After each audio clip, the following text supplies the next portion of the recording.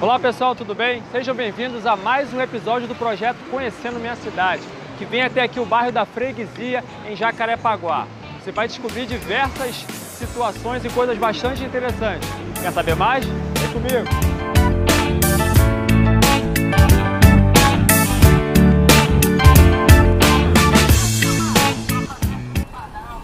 As características marcantes de uma cidade são a concentração espacial de seus habitantes e o agrupamento dos recursos materiais e humanos. É essa união de pessoas e obras que vai possibilitar uma infinidade de relações sociais. Assim, os seres humanos criam os lugares como forma de diminuir as distâncias geográficas e de estabelecer contatos pessoais. Bom, falar da história da freguesia nos remete a falar da própria história do bairro de Jacarepaguá, que se inicia no final do século XVI, justamente com Salvador Corrêa de Sá, parente de Estácio de Sá, que acaba fornecendo essas terras a seus dois filhos, Gonçalo e Martim. Gonçalo fica responsável pelas terras que compreendem desde a Barra da Tijuca, Freguesia, Taquara, indo até o Campinho. O seu filho Martins, ele fica com as terras de Vargem Grande, Vargem Pequena e Recreio. Com isso, núcleos populacionais começam a se instalar justamente nessa região aqui da freguesia. A necessidade de escoar a produção da cana-de-açúcar, logo depois do café, é grande. Então, nós precisamos compreender que na época não haviam estradas, os rios eram as estradas. Então, esses produtos eram levados até o litoral, na Barra da Tijuca, a praia da Barra da Tijuca, e logo a seguir esses produtos seguiam por barcos até a Praça 15. Só que sentiu-se a necessidade desses produtos serem levados por terra. Então, um novo caminho que acaba sendo a opção era a Praça Seca, indo até o Campinho, e justamente aqui pela chamada Estrada Velha de Jacarepaguá, que levava esses produtos pelo Alto da Boa Vista, Estrada das Furnas, descia pela Tijuca, Maracanã e também fazendo uma ponte com Itaiangá. Esse nome Itaiangá vem por conta de uma pedra que fazia um ruído do vento e os índios chamavam de Pedra do Diabo. Então, esse caminho acabou sendo facilitado porque consegue-se chegar até o litoral e a outras partes da cidade. Com isso, logo a seguir, muda para a Estrada de Jacarepaguá, e a Estrada de Jacarepaguá ela acaba se consolidando uma estrada movimentada com diversos comércios, lojas, moradias, residências que são muito bem-vindas e um grande trânsito, fluxo de pessoas, carros, transportes até os dias de hoje. Uma das estradas muito conhecidas aqui na freguesia em Jacarepaguá é a chamada Estrada dos Três Rios. Ela tem esse nome justamente por conta dos três rios que nascem na serra aqui dos Pretos Forros, chamado Rio Fortaleza, Olho d'Água e Cigano. Esse rio, por muito tempo, desde a época do Brasil colônia, ele foi muito importante justamente porque ele serviu de estradas, conforme nós dissemos, não haviam estradas aqui. Os produtos eram levados através dos rios. E esse rio, ele tinha várias comportas justamente para controlar a vazão dele. Quando ele chega aqui no Largo da Freguesia, ele é chamado de Rio Sangrador. E hoje esse rio, ele passou por algumas modificações, inclusive o chamado Rio Cidade nos anos 90, pela atual prefeitura daquele momento, que acabou um pouco com as enchentes aqui. Porém, a gente ainda consegue observar algumas coisas interessantes nesse rio. Como, por exemplo, ele não é um rio que está tão poluído assim. Justamente pela proximidade da serra, você tem um processo de urbanização que ainda não está muito consolidado, pressionando esse rio, e ele ainda consegue, de certa forma, ter uma água clara.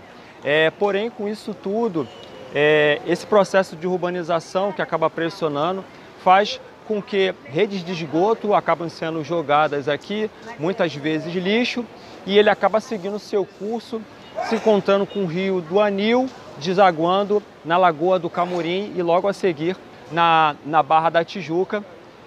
Colocado esses sistemas chamados de concreto, justamente para poder dar a forma do rio e fazer com que os sedimentos não entrem dentro dele. Aqui na praça Professora Júlia Camisão, ela é bastante emblemática porque antigamente esse lugar se chamava Largo da Porta d'Água, justamente por conta desses rios que vêm ali da Serra do Pretos Forros e que tinham barreira justamente para sua vazão não vir muito forte. Esse lugar ficou bastante conhecido porque era o ponto onde os bondes tinham a parada aqui, porque eles vinham de Cascadura, Itaquara, para poder trazer as pessoas para esse lugar. Em 1858 é inaugurado a estação ferroviária de Cascadura e Madureira. Com isso, surge-se a necessidade de deslocar essas pessoas até esses pontos para que elas pudessem pegar o trem. Na verdade, era a sensação do momento. A gente tem que pensar que as pessoas se deslocavam de cavalos, carroças e carruagens. E aí, esse entremeio acabou sendo feito dessa maneira. Inclusive, a parte chamada Largo do Tanque também ela é bastante simbólica, que era a parte onde esses animais eles faziam paradas. Antigamente, esses bondes puxados por burros, eles vinham somente até o tanque, onde exercia um reservatório onde esses animais saciavam a sua sede. E logo depois foi sendo trazido aqui para a freguesia e para Taquara. Em 1918 e 1919, a Light finalmente acaba eletrificando esses bondes, facilitando a sua ida até Cascadura para que eles possam pegar esses trens. E em 1928 o governo muda esse nome para a Praça Professora Júlia Camisão, onde existia uma escola aqui na ladeira da freguesia, em que essa professora fazia parte e em homenagem a ela acabou ficando esse nome aqui. Bom, aqui na freguesia eu encontrei o seu José Antônio, que ele é responsável pelas feiras orgânicas, com mais de 6 anos aqui no Largo da Freguesia, e ele vai falar um pouquinho sobre esse trabalho muito interessante aqui. Aqui iniciamos há 6 anos, há 6 anos atrás, a gente está até hoje aqui funcionando com a feira. A maioria da produção é aqui mesmo do Rio, né? Eu, por exemplo, sou aqui da Taquara, sou no maciço da Pedra Branca, né? Tenho uma produção forte lá de caqui, de banana, de limão, de mangas, de aipim, né? E temos aqui também, de frente para minha barraca, o pessoal lá com as folhosas lá de Teresópolis, né? Temos outros parceiros de Queimados, de Vargem Grande, de Colônia, Juliano Moreira, né, que são os quintais produtivos, né, onde a produção é dentro de vasinhos no próprio quintal, né, com pâncreas, com hortaliça, com alguma abóbora, frutas. E a gente tem o sistema de SPG, né, que é a nossa ABIL, né, SPG ABIL, que certifica as feiras orgânicas. A gente atua aqui em rede, né, que é a Rede de Agricultura Urbana Carioca, né, junto com o Fiocruz, junto com a UFRJ, a Rural, que está apoiando a gente, com a ONG, a SPTA. E lá na Pedra Branca, por exemplo, somos em 600 agricultores em todo o maciço da Pedra Branca. Nem todo mundo é certificado. Infelizmente tem alguns ainda que estão usando ainda alguns defensivos, mas a gente está conversando, estamos se reunindo todo mês, às vezes 2 vezes no mês, reunindo para que a consciência aumenta, né? E que esses que ainda usam alguma coisa parem de usar e venham se certificar para atuar em algumas feiras aqui do Rio de Janeiro. Água, conhecida como Planície dos 11 Engenhos, começa a crescer nesse Brasil colonial. E a freguesia, de igual modo, também cresce bastante populacionalmente. Com isso, as pessoas saíam daqui da freguesia e iam até Irajá para cultuar na igreja católica da Igreja Nossa Senhora da Apresentação.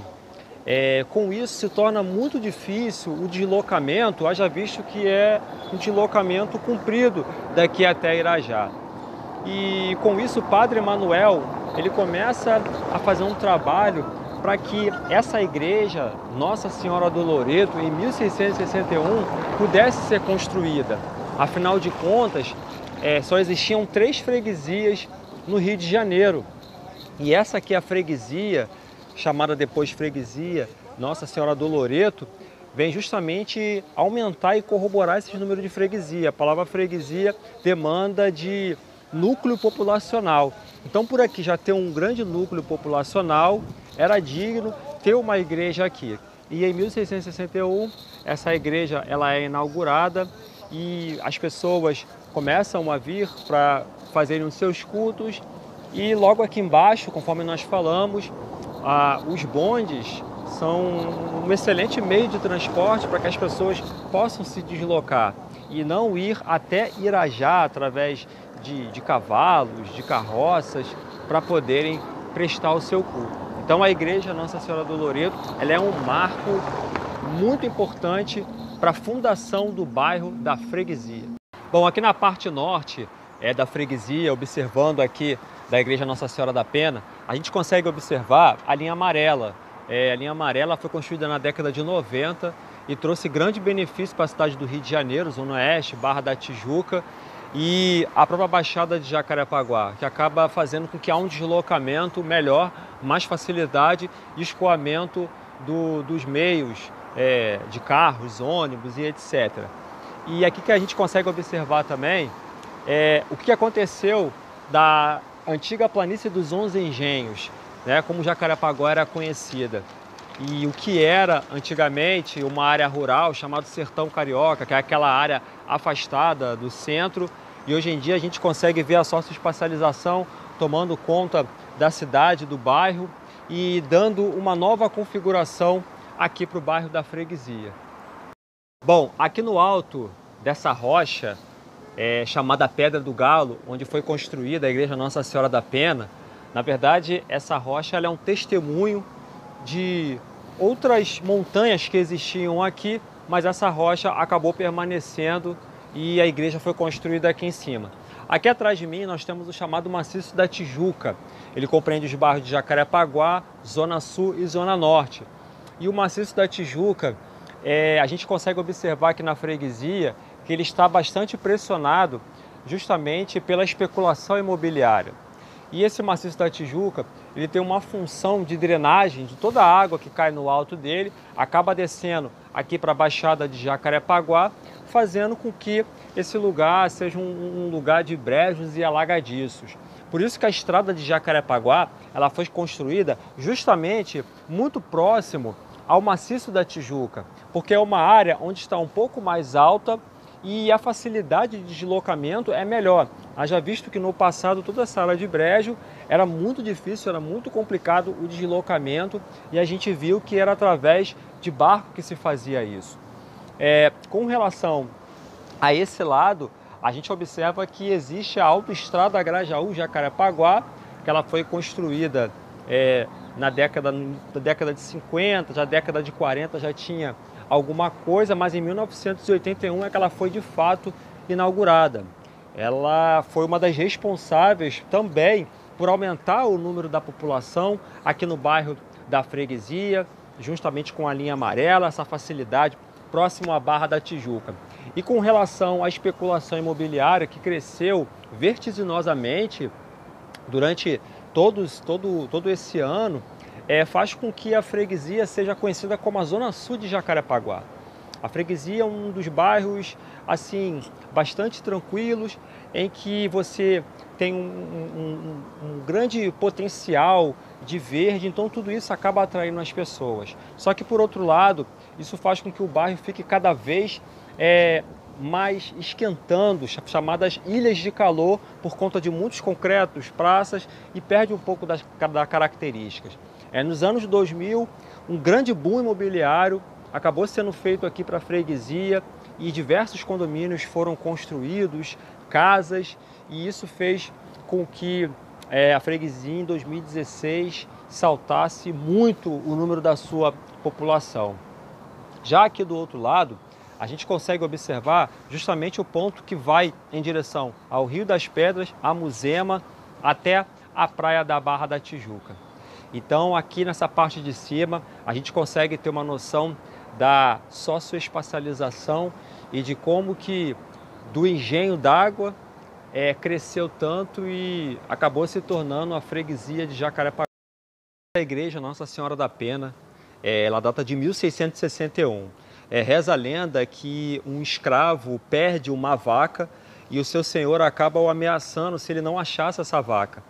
E em determinado momento ele faz uma oração para a Virgem Maria e de alguma maneira diz que ela aponta justamente onde que estava a direção desse animal. E isso teria sido presenciado também pelo fazendeiro e muito grato, ele acaba alforreando esse escravo e pedindo para construir essa igreja aqui. Essa igreja ela é um cartão postal do Rio de Janeiro. Todos os que passam na parte da Baixada, aqui da freguesia e de outras partes de Jacarepaguá, conseguem contemplar ela de muito longe pelos seus 170 metros de altura. É um ótimo lugar para se visitar, para ver a Baixada de Jacarepaguá e para prestar o seu culto na questão religiosa. Então vale muito a pena chegar até aqui em cima. Aqui nessa parte da igreja, justamente na parte de trás da igreja Nossa Senhora da Pena, a gente consegue também ter uma visão maior de Jacarepaguá e o que esse local aqui lhe proporciona para os visitantes que vêm até aqui. A gente consegue ver melhor a Baixada de Jacarepaguá justamente indo em direção ao mar. Nós temos aqui embaixo a Cidade de Deus, boa parte da Chapada dos Bandeirantes, Curicica, Camurim, indo em direção às lagoas. E só relembrando que essa área era uma área que foi bastante complicada, com sedimento muito fino, acabando fazendo com que essas áreas de brejos alagadiços fossem estabelecidas. Por outro lado, também são regiões quentes que acabaram favorecendo também um pouco a questão das plantações de cana. E aqui nessa parte da Baixada de Jacarepaguá, indo em direção da Barra da Tijuca, foi uma das áreas em que tiveram mais dificuldade de acesso. E aí, novamente, os rios foram essenciais para o escoamento dessa produção, vindo depois os asfaltos. Aqui na Pedra da Panela, essa Pedra da Panela é muito simbólica, ele é um morro, vamos dizer assim, sozinho, assim como se fosse aqui a Pedra do Galo, que ele é testemunho de que montanhas haviam aqui, o restante foi erodido e elas ficaram permanecendo na paisagem. A Pedra da Panela, inclusive, serviu de guia para aqueles que vinham da Barra, de outros pontos, e há relatos de que essa pedra ela teve como ponto de referência, o próprio nome Pedra da Panela remete à forma dela de ser parecida com uma panela. Então vale a pena percorrer essa parte de cima. A paisagem ela não é estática, a paisagem ela pode ser vista, sentida, ouvida, de diversas maneiras. E tudo aquilo que a gente vê na paisagem são produções e reproduções que o ser humano faz e que acaba sendo exposta na mesma. Olhar para a freguesia e ver esses marcos que nós vemos só nos faz pensar o quanto a gente consegue, a nossa capacidade de construção, de evolução, de criar coisas. A freguesia de um bairro de sertão, conforme o nome diz, o sertão de Jacarepaguá, com todo esse crescimento que houve desde a construção das igrejas, sendo a 4ª freguesia do Rio de Janeiro, tem esse poder de atrair população. E a metropolização ela é um fenômeno, não só pelos contatos culturais, físicos e espaciais, mas por todo um conjunto de fluxos que acaba acontecendo. Isso coloca em perspectiva a nossa própria passagem aqui na Terra. Quando a gente vê tudo isso do passado e a gente consegue ver uma igreja antiga, a gente consegue ver um monumento e ver que tudo isso foi construído pela ação humana e que isso vai perdurar cada vez mais e mais. E a freguesia acaba não ficando para trás disso. A gente tem algo consolidado, uma metrópole, dentro de uma metrópole, um subbairro de Jacarepaguá dentro de uma metrópole que cresce a cada dia para as pessoas da cidade do Rio de Janeiro ou quem quiser visitar. Esse foi mais um episódio do projeto Conhecendo Minha Cidade, que veio até a freguesia em Jacarepaguá. Uma forma de você conhecer melhor os bairros, os lugares, para os fluminenses, de uma maneira geral. com a filmagem de Felipe Ferreira. Até a próxima. Tchau, gente.